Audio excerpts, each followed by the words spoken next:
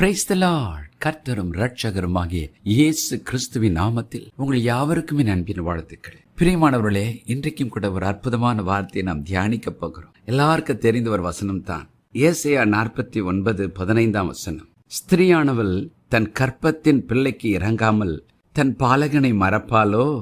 அவர்கள் மறந்தாலும் நான் உன்னை மறப்பதில்லை. Isaiah 49:15 Can a woman forget her nursing child and not have compassion on the son of her womb? Surely they may forget, yet I will not forget you. பாருங்கள், தேவன் தன்னுடைய அன்பை தன்னுடைய பிள்ளைகள் புரிந்து கொள்ள வேண்டும் என்று ஒரு அற்புதமான வார்த்தையை சொல்லுகிறார். ஸ்திரீயானவள் தன் கற்பத்தின் பிள்ளைக்கு இறங்காமல் தன் பாலகனை மறப்பாலோ? ஒருவேளை அவள் மறந்து போகும் சூழ்நிலை வந்தாலும் நான் உன்னை மறப்பதில்லை என்று சொல்கிறார். பாருங்கள், தேவாதி தேவன் வேதத்தின் ஆரம்பத்திலிருந்து ஒரு காரியத்தை சொல்லிக்கொண்டே இருக்கிறார். எல்லாரை காட்டிலும் உன்னை அதிகமாய் நேசிக்கிறவர் நான் என்று சொல்லிக்கொண்டே வருகிறார். பாருங்கள், வார்த்தையினால் தீர்க்க தரிசிகளின் மூலமாய் சொன்னவர் அதை செயல் வடிவத்தில் காண்பிப்பதற்காக ஒரு மனிதனாய் பூமிக்கு இறங்கி வருகிறார். மனிதன் மேல் தான் வைத்த அன்பை விளங்க பண்ணுவதற்கு அவனுக்கு அற்புதங்களையும் அடையாளங்களையும் செய்கிறார். குஷ்ட ரோகியை தொட்டு சுகமாக்குகிறார், அணைத்துக் கொள்கிறார், முத்தமிடுகிறார், சுகம் தருகிறார், பலன் தருகிறார், எழுப்புகிறார். இதெல்லாம் காண்பித்து தன்னுடைய அன்பை வெளிப்படுத்துகிறார். கடைசியில் பாருங்கள், தன் உச்சகட்ட அன்பை காண்பிப்பதற்காக அவனுடைய பாவங்களுக்காக வியாதிகளுக்காக சிலுவைக்கு போகிறார்.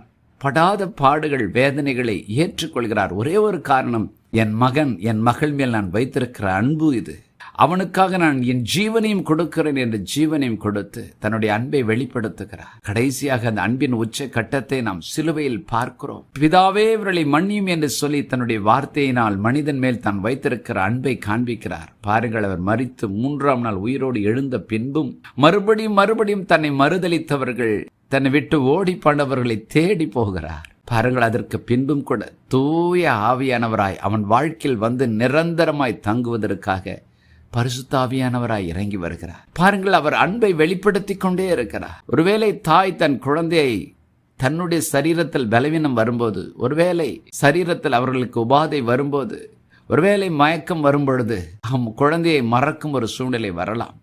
எத்தனையோ தாய்கள் தங்கள் சரீர பலவீனத்தினால் வியாதியினால் தங்கள் குழந்தைகளுக்கு செய்ய வேண்டிய நன்மைகளை செய்ய முடியாமல் போகிறது. ஆனால் ஆண்டவர் சொல்கிறார், ஒருவேளை அந்த தாயேன மறந்தாலும் நான் உன்னை மறப்பதில்லை. அதற்கு ஒரு காரணத்தை சொல்கிறார். அடுத்த வசனத்தில், என் உள்ளங்கைகளில் உன்னை வரைந்திருக்கிறேன், என் கைகளில் ஆணிகள் கடவப்பட நான் ஒப்பு கொடுத்தேன். ஏன் தெரியுமா? அதிலிருந்து வடிகிற ரத்தம் உன் பாவங்களை கழுவும். உனக்காகத்தான் அந்த காயங்கள் என்பதை என் கைகள் எனக்கு காண்பித்து கொண்டே இருக்கும். நான் உன்னை என் உள்ளங்கைகளில் வரைந்திருக்கிறேன் என்று சொல்லுகிறார். ஆகவே அவர் நம்மை மறக்கவே மாட்டார். இந்த வார்த்தைகளை கேட்டுக்கொண்டிருக்கிற தேவ ஜனமே, உலகமே நம்மை மறந்தாலும் மறக்காது இயேசு ரட்சகர் இருக்கிறார். ஒரு வினாடி ஜெபம் பண்ணுவோமா? பரலோக பிதாவே, என்னோடு இணைந்து ஜெபிக்கிற ஒவ்வொருடைய வாழ்க்கையிலும் நீர் மறவாத தெய்வம் என்பதை எங்கள் வாழ்க்கையில் மறுபடியும் சொல்லிக் கொண்டு இருக்கிறீர். ஒருவேளை மனிதர்கள் தங்கள் சூழ்நிலை கடினமாகும்போது எங்களை மறக்கலாம்.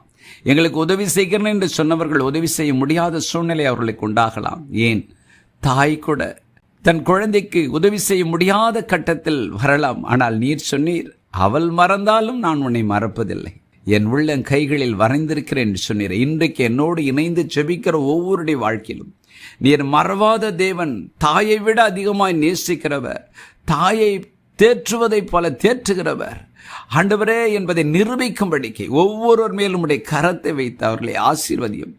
அவருடைய பலவீனங்களில் அவர்களுக்கு சுகம் தாரும், வியாதிகளில் சுகம் தாரும், அவர்கள் மனதில் சமாதானம் தாரும். எந்த காரியத்தை குறித்து பயந்திருக்கிறார்களோ அவர்களை அணைத்துக் கொள்ளும், முத்தமிடும். உம்முடைய அணைப்பு, உம்முடைய அரவணைப்பு அவர்களுக்கு மனதிலே சுகம், உடலிலே சுகம், பொருளாதாரத்தில் சுகம் தந்து அவர்கள் தலையை நிமிர்த்துவதாக. இயேசுவின் நாமத்தில் அவர்களுக்கு விரோதமாயிருக்கிற அத்தனை சக்திகளையும் பரிசுத்த ஆவியானவர் முடக்கி போட்டு உம்மோடு கூட ஒரு ஐக்கியத்தை அதிகப்படுத்துவீராக. இயேசுவின் நாமத்தில் பிதாவே, ஆமென்.